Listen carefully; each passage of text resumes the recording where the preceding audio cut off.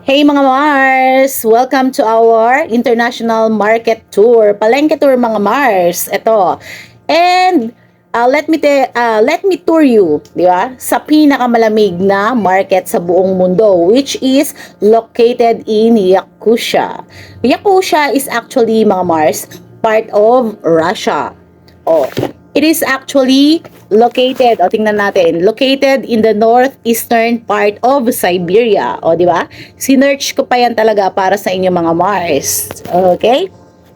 O, tingnan nyo naman. Pasok tayo sa meat section nila. Tingnan nyo mga Mars, o. Tingnan nyo as in open air na yung open air na yung mga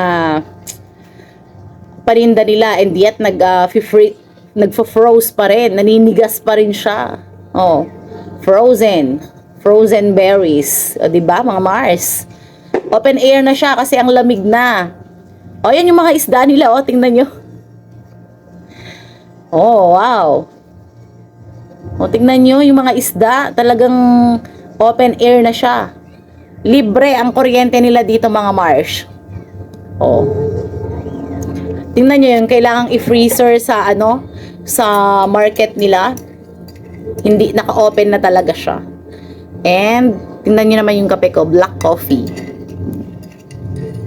Meron palang ganitong meron palang ganitong market. At saka, meron talagang ganitong lugar, yung lamig, ang lamig. Diyos ko, kayo ba Mars, kaya nyo bang mabuhay sa ganito kalamig na Sila kaya nila, sanay sila, Pero siguro kung ikaw naman ang mapupunta dyan, syempre, malamang na maa-adapt mo rin yung kultura nila.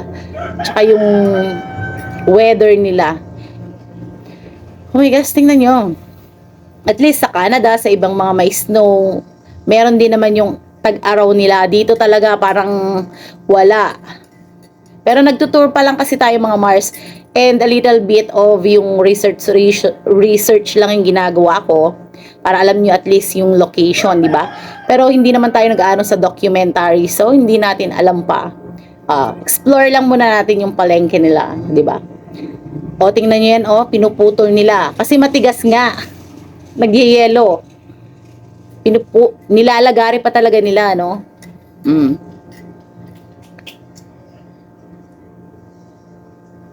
See, yung mga yung mga fishes nila, as in talaga, naka-froze. Oh. Oh. O, kitain nyo, nakakarto-karton pa eh. Nakakarto-karton pa sila, And dito sa atin, sa Pilipinas, kailangan lagyan mo pa siya ng ice. Dito, no need na. Amazing yung nila, Nakakatuwa lang na nakakakita tayo ng mga iba-ibang ganitong marketplace.